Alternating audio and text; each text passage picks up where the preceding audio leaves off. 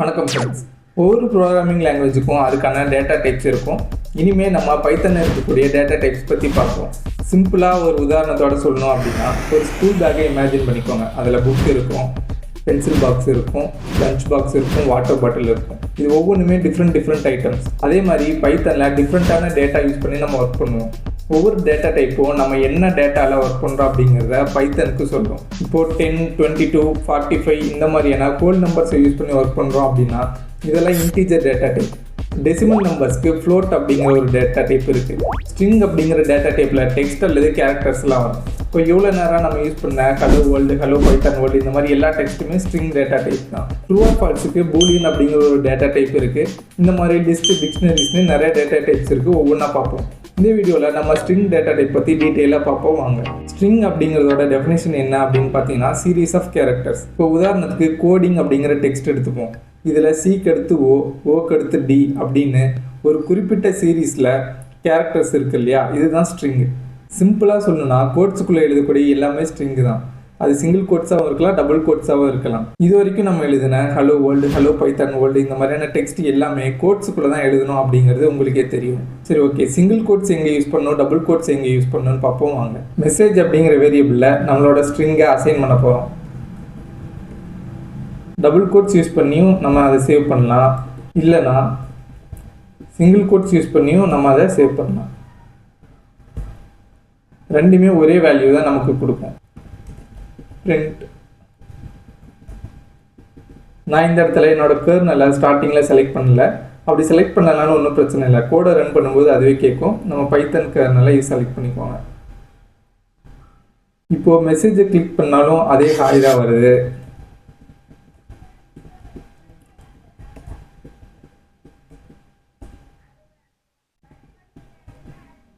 Message 2 run பண்ணாலும் அதே hi தான் வருது. இது ரெண்டுமே சேம் தான். இப்போ இந்த டபுள் கோட்ஸ்குள்ளே இருக்கிறதுக்கும் சிங்கிள் கோட்ஸில் இருக்கிறதுக்கும் எந்த டிஃப்ரென்ஸும் கிடையாது. ரெண்டுமே ஒரே ஸ்ட்ரிங் தான். இப்போ நேம்ங்கிற வேரியபிளில் என்னோட பேரை ஸ்டோர் பண்ணுறேன்னு வைங்க. இதில் பார்த்தீங்கன்னா ஐஎம் அப்படிங்கிறத அப்பாஸ்ட்ரஃபி யூஸ் பண்ணி எழுதியிருக்கேன். இந்த இடத்துல டபுள் கோட்ஸ் யூஸ் பண்ணிங்கன்னா தான் உங்களுக்கு இது கரெக்டாக ரன் ஆகும். இப்போ ஒரு எக்ஸாம்பிளுக்கு நான் இதை சிங்கிள் கோட் யூஸ் பண்ணி ஸ்டோர் பண்ணுறேன்னு வைங்க. இப்போது இதில் என்ன நடந்திருக்குன்னு பார்த்தீங்கன்னா உங்களுக்கே தெரியும். இங்கே ஒரு சிங்கிள் கோட் வந்திருக்கிறது. இந்த இடத்துல அப்பாஸ்ட்ரஃபி வந்தோடனையும் ஸ்ட்ரிங் முடிஞ்சிருச்சுன்னு சொல்லி இதை மட்டும்தான் ஸ்ட்ரிங்காக எடுத்துருக்கு. அப்போது இங்கே ஒரு சிங்கிள் கோட் தனியாக இருக்குது. இதை நம்ம ரன் பண்ணால் என்ன ஆகுதுன்னு பார்ப்போம். Syntax error, unterminated string. அதாவது இங்கே ஓப்பனாக இருக்கக்கூடிய ஸ்ட்ரிங் வந்துட்டு இந்த இடத்துல க்ளோஸ் ஆயிடுச்சு. இந்த இடத்துல எக்ஸ்ட்ரா ஒரு கோட் இருக்குது, அதனால் இது என்னன்னு தெரியல அப்படின்னு சொல்லி வருது. ஸோ இந்த இடத்துல நம்ம டபுள் கோட்ஸ் யூஸ் பண்ணால் தான் நமக்கு கரெக்டாக ரன் ஆகும். இப்போ நான் ரன் பண்ணனா ஐஎம் வேல்முருகன் அப்படிங்கிறது கரெக்டாக வந்திருக்கும். இதே மாதிரி உங்களோட டெக்ஸ்ட்டில் டபுள் கோட்ஸ் யூஸ் பண்ணோம் அப்படின்னா அந்த ஸ்ட்ரிங்கை நீங்கள் சிங்கிள் கோட்ஸ் யூஸ் பண்ணி எழுதிக்கலாம். இப்போ நான் ஒரே சென்டென்ஸில் அப்பாஸ்ட்ரஃபி யூஸ் பண்ணணும், டபுள் கோட்ஸும் யூஸ் பண்ணணும்னா என்ன பண்ணுறதுன்னு பார்ப்போம். இப்போ உதாரணத்துக்கு இந்த சென்டென்ஸ் எடுத்துப்போம். இதில் நான் அப்பாஸ்ட்ரஃபியும் யூஸ் பண்ணியிருக்கேன், டபுள் கோட்ஸும் யூஸ் பண்ணியிருக்கேன். இதை எப்படி நான் எழுதுறது? இப்போ நான் சிங்கிள் கோட் யூஸ் பண்ணி பிரிண்ட் பண்ணனா ஐ பக்கத்தில் அப்பாஸ்ட்ரஃபி வந்ததுமே அந்த ஸ்ட்ரிங் முடிஞ்சிடும். டபுள் கோட் யூஸ் பண்ணனா பைத்தனுக்கு முன்னாடி இந்த டபுள் கோட் ஆரம்பிச்சதுமே அந்த டபுள் கோட் முடிஞ்சிடும். ஸோ இந்த ப்ராப்ளமாக சால்வ் பண்ணுறதுக்கு நமக்கு மல்டிலைன் ஸ்ட்ரிங்னு ஒரு ஆப்ஷன் இருக்குது.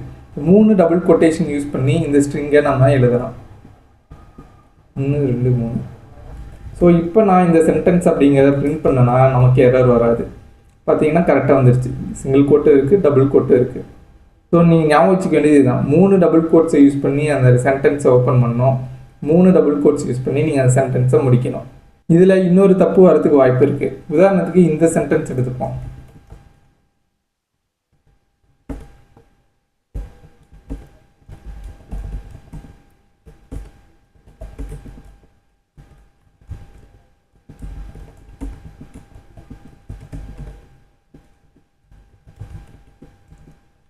இப்போ இந்த சென்டென்ஸில் 3 டபுள் கோட்ஸ் முன்னாடி கொடுத்துட்டு 3 டபுள் கோட்ஸ் கடைசியாக கொடுத்தீங்கன்னா என்ன ஆகும்னு பார்ப்போம். இந்த சென்டென்ஸ் ஆல்ரெடி டபுள் கோட்ஸில் தான் முடிஞ்சிருக்கு. ஸோ 3 டபுள் கோட்ஸ் எண்டில் கொடுத்தீங்கன்னா அதோட சேர்த்து மொத்தம் 4 டபுள் கோட்ஸ் ஆகிடும். இப்போ ரன் பண்ணும்போது திரும்ப அதே எரர் நமக்கு வருது, அன்டெர்மினேட்டட் ஸ்ட்ரிங் லிட்டரல். இந்த சென்டென்ஸில் கடைசியாக 4 டபுள் கோட்ஸ் இருக்கிறது தான் ப்ராப்ளம். அதாவது ஃபஸ்ட்டு 3 டபுள் கோட்ஸ் யூஸ் பண்ணி ஓப்பனிங்கில் இருக்கக்கூடிய இந்த டபுள் கோட்ஸை க்ளோஸ் பண்ணி முடிச்சிடும். எக்ஸ்ட்ரா நமக்கு இன்னொரு டபுள் கோட்ஸ் இருக்கிறதா பைத்தன் புரிஞ்சுக்கும். இந்த ப்ராப்ளமை நம்ம சிம்பிளாக சால்வ் பண்ணோம் அப்படின்னா இந்த பைத்தன் முடிஞ்சே ஒரு டபுள் கோட்ஸ் வருது இல்லைங்களா, அதுக்கடுத்து ஒரு ஃபுல் ஸ்டாப் வச்சிட்டோம் அப்படின்னா இந்த ப்ராப்ளம் நமக்கு சால்வ் ஆயிடும். இப்போ ரன் பண்ணோன்னா நமக்கு ஈஸியாக ரன் ஆகுது. சப்போஸ் இந்த ஃபுல் ஸ்டாப் வேண்டாம் அப்படின்னா என்ன பண்ணுறது, அதுக்கும் ஒரு வழி இருக்குது. நம்ம இந்த சென்டென்ஸை காப்பி பண்ணிப்போம். ஸோ இதை தான் நம்ம பிரிண்ட் பண்ணோம்.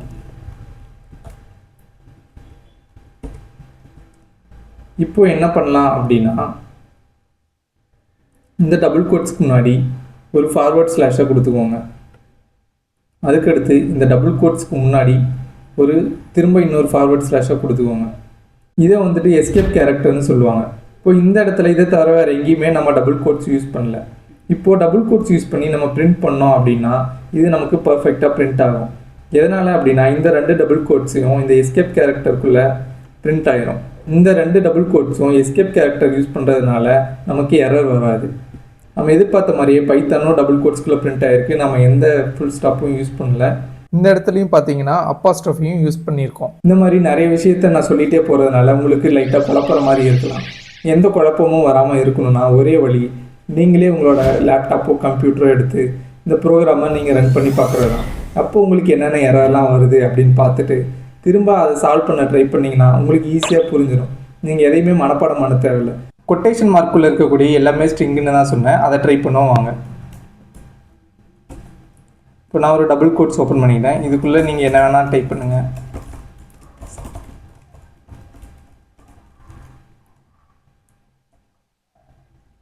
பைத்தானில் டைப் அப்படின்னு ஒரு ஃபங்க்ஷன் இருக்குது. அதை யூஸ் பண்ணி நம்மளோட டேட்டா டைப் என்ன அப்படின்னு கண்டுபிடிச்சிக்கலாம். டைப் அப்படின்னு டைப் பண்ணிவிட்டு பேரந்திசிஸ்குள்ளே எக்ஸாம்பிள் அப்படின்னு நான் கொடுத்துட்டு இந்த ப்ரோக்ராமை நான் ரன் பண்ணேன் அப்படின்னா கீழே உங்களுக்கு எஸ்டிஆர்னு வருது. எஸ்டிஆர்னா ஸ்ட்ரிங் அப்படின்னு அர்த்தம். இந்த டபுள் கோட்ஸ்குள்ளே நம்ம நம்பர்ஸ் யூஸ் பண்ணியிருக்கோம், ஸ்பெஷல் கேரக்டர்ஸ் யூஸ் பண்ணியிருக்கோம், ஆல்ஃபபெட்ஸ் யூஸ் பண்ணியிருக்கோம். நம்ம இப்படி என்ன யூஸ் பண்ணாலும் கொட்டேஷனுக்குள்ளே யூஸ் பண்ணால் அது ஸ்ட்ரிங்கு தான். இந்த .ipynb ஃபைலில் பிரிண்ட் ஃபங்க்ஷன் யூஸ் பண்ணாமல் வெறுமனே வேரியபிள் நேம் எழுதினாலே நமக்கு டிஸ்பிளே ஆகும். உதாரணத்துக்கு நம்ம எக்ஸாம்பிள் அப்படிங்கிற வேரியபிளில் என்ன இருக்குதுன்னு பார்க்குறதுக்கு பிரிண்ட் ஃபங்க்ஷன் யூஸ் பண்ணி தான் பார்ப்போம். இந்த இடத்துல பிரிண்ட் யூஸ் பண்ணாமல் வெறுமனே எக்ஸாம்பிள் அப்படிங்கிற இந்த வேரியபிள் நேமை மட்டும் எழுதி ரன் பண்ணோம் அப்படின்னிங்கன்னா உங்களுக்கு அந்த வேரியபிளில் என்ன வேல்யூ அசைன் ஆயிருக்கு அப்படிங்கிறது டிஸ்பிளே ஆகும். .ipynb ஃபைலில் நம்ம பிரிண்ட் ஃபங்க்ஷன் யூஸ் பண்ணாமல் ஸ்ட்ரெயிட்டாகவே டிஸ்பிளே பண்ணி பார்க்கலாம். நெக்ஸ்ட்டு நம்ம ஃபங்க்ஷன்ஸ் மூலிமா டெக்ஸ்ட்டோட கேஸ் எப்படி மாற்றுறதுன்னு பார்ப்போம் வாங்க. இப்போ நேம்னு சொல்லி ஒரு வேரியபிளை க்ரியேட் பண்ணிக்கிறேன். இப்போ பைத்தனை க்ரியேட் பண்ண வரேன்னா வேன் ரோசம் நேமை எடுத்துப்போம். இதில் பார்த்தீங்கன்னா நான் அப்பர் கேஸ் லோயர் கேஸ் எல்லாம் மிக்ஸ் பண்ணி டைப் பண்ணியிருக்கேன். இது நமக்கு தேவையான மாதிரி எப்படி மாற்றிக்கிறதுன்னு பார்ப்போம். அதுக்கு நம்ம நேம் டாட் டைட்டில் பேரந்திசிஸ் இப்படி கொடுக்கணும். பிரிண்ட் மாதிரியே டைட்டில் அப்படிங்கிறது ஒரு ஃபங்க்ஷன். பைத்தனில் ஃபங்க்ஷனோட சின்டாக்ஸ் என்னன்னு பார்த்தீங்கன்னா ஃபங்க்ஷனோட நேம் எழுதிட்டு ஓப்பன் அண்ட் க்ளோஸ்டு பேரந்திசிஸ் கொடுக்கணும். இப்போ நம்ம கிரியேட் பண்ண வேரியபிளான நேம் பக்கத்தில் ஒரு ஃபுல் ஸ்டாப் வச்சு டைட்டில் அப்படிங்கிற இந்த ஃபங்க்ஷனை கால் பண்ணோம் அப்படின்னா இந்த ஃபங்க்ஷனை இந்த வேரியபிளில் ஆக்ட் ஆகணும் அப்படின்னு சொல்லி நம்ம கொடுக்குறோம். இப்படி இந்த டைட்டில் ஃபங்க்ஷன் நேம் அப்படிங்கிற வேரியபிளில் ஆக்ட் ஆகி வரக்கூடிய ரிசல்ட் கரெக்ட் நேம் அப்படிங்கிற இன்னொரு வேரியபிளில் ஸ்டோர் ஆகும். இப்போ நம்ம கரெக்ட் நேம் அப்படிங்கிற இந்த வேரியபிளை பிரிண்ட் பண்ணுவோம்.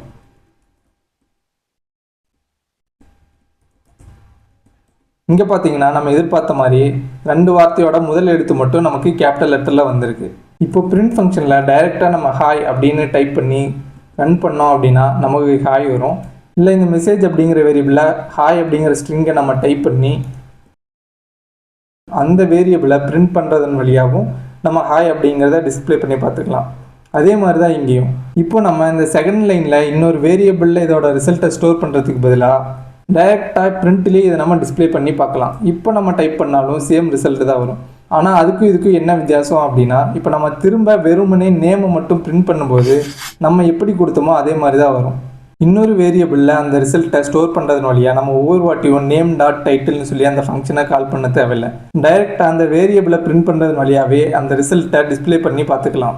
இப்போ நம்ம டெக்ஸ்ட்டில் இருக்கக்கூடிய எல்லா லெட்டர்ஸையும் அப்பர் கேஸ்க்கு மாற்றணும்னா அதுக்கான ஃபங்க்ஷன் வந்துட்டு upper. Print name dot upper அப்படின்னு சொல்லி அந்த ஃபங்க்ஷனை கால் பண்ணிவிட்டு இப்போ நான் ரன் பண்ணேன் அப்படின்னா இப்போ நமக்கு பார்த்தீங்கன்னா எல்லா கேரக்டர்ஸும் அப்பர் கேஸ்லேயே வந்திருக்கு. இதே மாதிரி நமக்கு எல்லா லெட்டர்ஸும் லோயர் கேஸில் வேணும்னா நம்ம லோயர் அப்படிங்கிற ஃபங்க்ஷனை கால் பண்ணி ஈஸியாக மாற்றிக்கலாம்.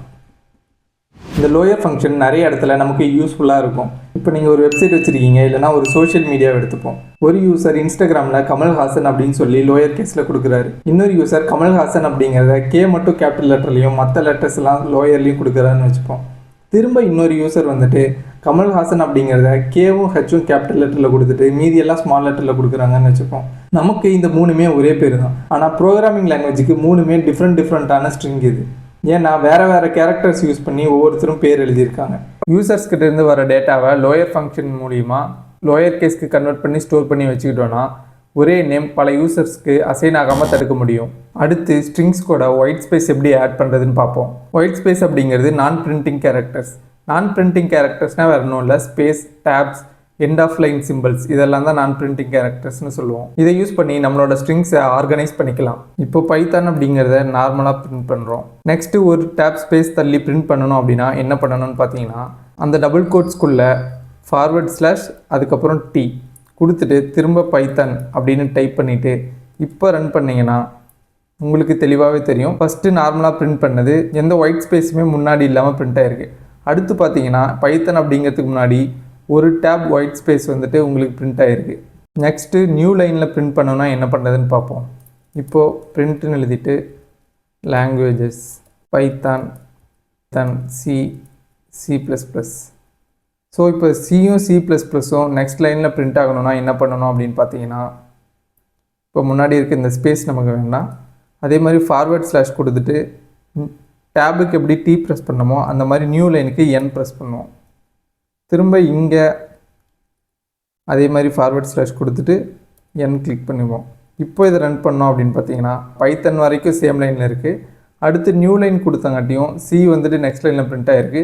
திரும்ப இன்னொரு நியூ லைன் யூஸ் பண்ணதுனால C++ அடுத்த லைனில் பிரிண்ட் ஆகிருக்கு. இப்போ பைத்தனும் நியூ லைனில் பிரிண்ட் ஆகணும் அப்படின்னா பைத்தனுக்கு முன்னாடி அதே மாதிரி ஒரு ஃபார்வர்ட் / கொடுத்துட்டு N கொடுத்துட்டு இப்போ ரன் பண்ணோம் அப்படின்னா பைத்தனும் நியூ லைனில் பிரிண்ட் ஆகும்.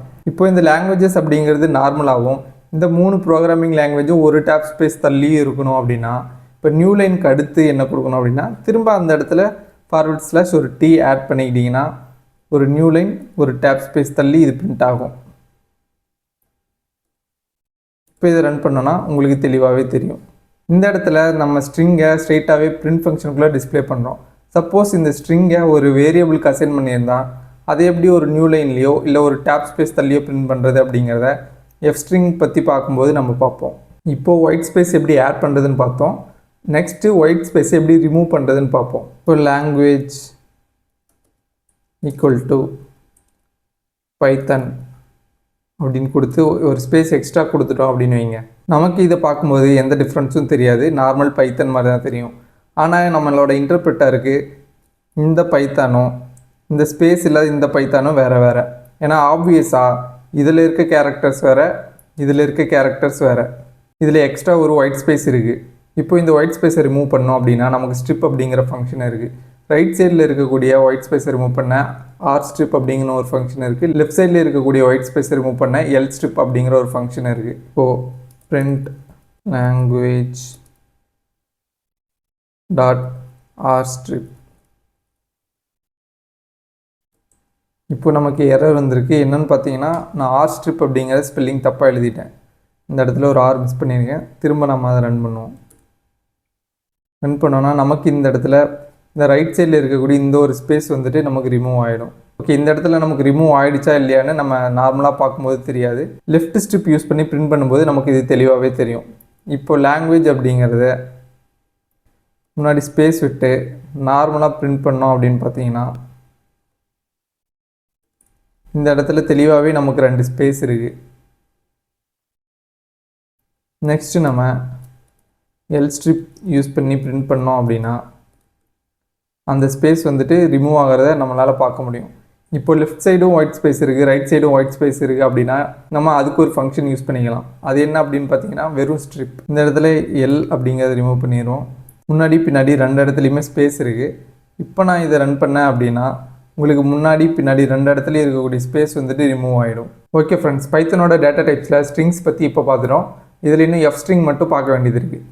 அப்படிங்கிறது எதை இண்டிகேட் பண்ணுதுன்னா ஃபார்மேட் அப்படிங்கிற வார்த்தையை தான் இண்டிகேட் பண்ணுது. இந்த ஸ்ட்ரிங்ஸை யூஸ் பண்ணி ஸ்ட்ரிங்ஸை ஃபார்மேட் பண்ணிக்கலாம். அதை நெக்ஸ்ட் வீடியோவில் பார்ப்போம். தேங்க்ஸ் ஃபார் வாட்சிங்.